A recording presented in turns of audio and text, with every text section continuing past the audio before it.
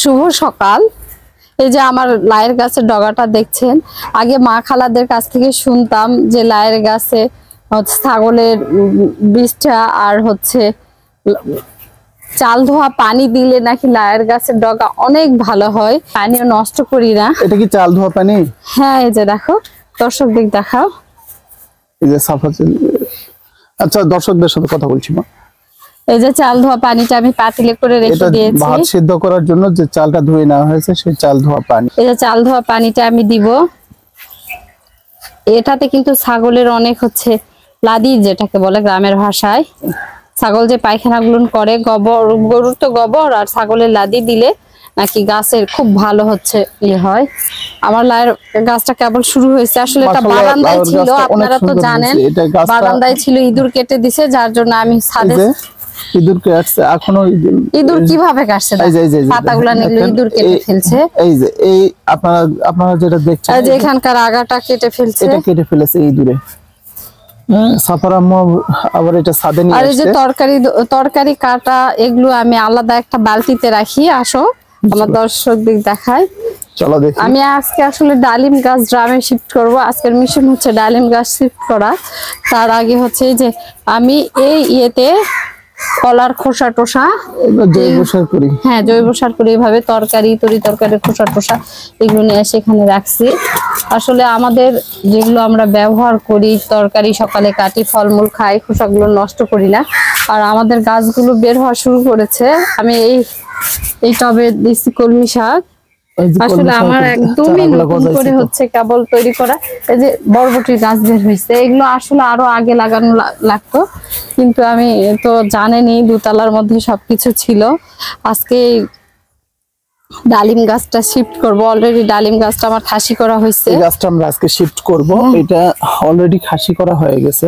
খাসি করা মানে দুই সাইড আগে থেকে একটু ছোট ছোট শিকড়গুলো কেটে দিয়ে গাছটাকে যাতে একবারে না উঠালে ছোট ছোট যে শিকড়গুলো কেটে যাবে, আঘাত না পায় আর কি।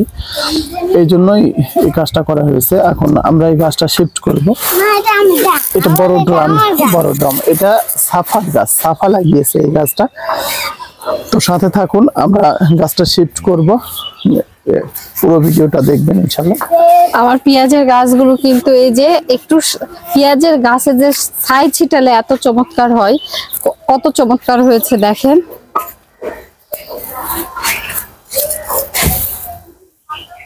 ধরতে হবে নাকি? হ্যাঁ, দাঁড়াও, আমি একটু ইয়ে করি, তুমি পা দিয়ে একটু ইয়ে করো।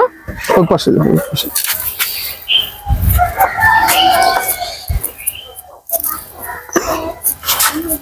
আসলে নিচে নাও, নিচে নাও। আচ্ছা, থাক, ওটা পরে করবো। ড্রাম নিয়ে আসো। ড্রামটা নিয়ে আসি। ড্রাম নিয়ে আসো। ড্রাম নিতে যাচ্ছি। এই যে সাফা আমাদের, ও আমাদেরকে হেল্প করে। ওই এই যে ড্রামে ফুটা করা হয়েছে। হ্যাঁ, ড্রামে ফুটা করা হয়েছে। এই যে ড্রামের নিচে সকালবেলা যে কাজগুলো আমার থাকে ছুটির দিনে, সেই কাজগুলো আপনাদের সাথে শেয়ার করতে হয়। আসলে কাজ করতে আমার বেশি ভালো লাগে। আর নিজের বাগান, ছোট্ট একটা বাগান আস্তে আস্তে কিভাবে বড় করা যায় সেই চেষ্টা। গাছগুলো তো আমার কাছে একদম সন্তানের মতো। আমার এত ভালো লাগে, একটা গাছের কিছু হলে আমি মেনে নিতে পারি না। তুমি ওই অবস্থায় একটু ধরো, এক হাতে ধরো, তাহলে হবে। পুরো কি টবে এখানে? না, নিচে নামায়ে দিলাম। দিয়ে আমি এখন ড্রামটা সেট করব। ড্রামটা এখানেই দিতে চাচ্ছি, কারণ সাফার ডালিম গাছ দুতলাতেও এই পাশটাই ছিল।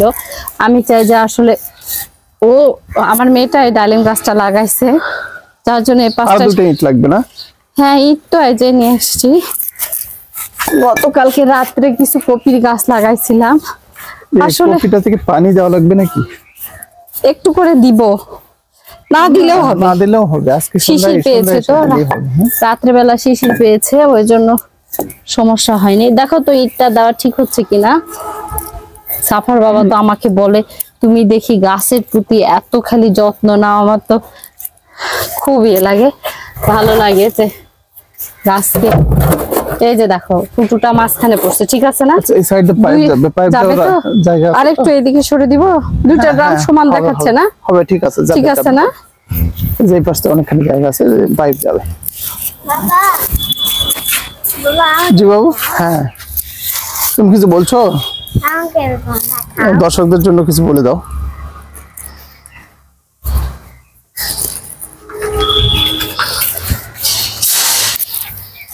আমার এই গাছটা দেখাও।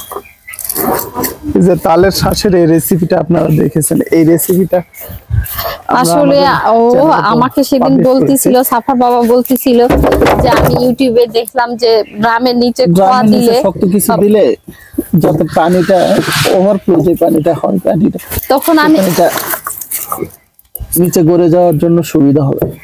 না হলে মাটি দিয়ে যে আমরা ভরাট করলে ওটা জাম হয়ে যেতে পারে। হ্যাঁ তুমি কথা বলো। তুমি এটা নিয়ে আসো, ওগুলো নিয়ে আসো।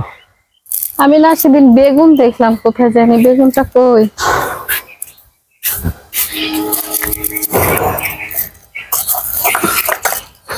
গতকালকে এই যে এই কপির গাছগুলো আমরা কোনো লাগিয়েছি, জিনিসেরই আসলে নষ্ট নেই। আমরা যদি কালকে রাতে টেকনিকে সব গাছপালা লাগাই তাহলে কোনো জিনিসই নষ্ট হবে না।